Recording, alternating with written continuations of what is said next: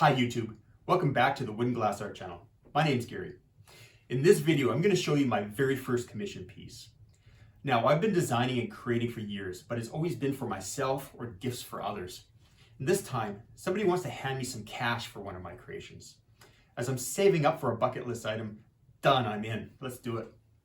The client had seen an earlier piece of mine and wanted something similar. The only criteria given was that the main element needed to be a dragonfly, had to be a round medallion with some kind of Celtic inspiration and a wooden frame. With those elements in mind and a few hours of design, I came up with this dragonfly suncatcher. Now, let me tell you a bit about the project first. Dragonfly wings have a natural shimmering effect, so I use smoky iridescent glass in the wings to give them that extra visual effect.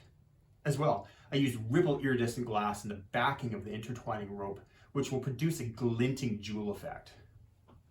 Iridescent glass is really cool in that it changes color as the angle of view or the angle of light changes. So this piece has a real dynamic aspect to it. The wooden frame is a steam bent 8-layer lamination of African mahogany, red cedar, and yellow cedar. I finished it off with 3 coats of tung oil and 2 coats of paste wax. My initial design of the frame didn't pan out the way I envisioned. It was just a little too artsy. So I changed it up at the end, and I liked the result a lot better.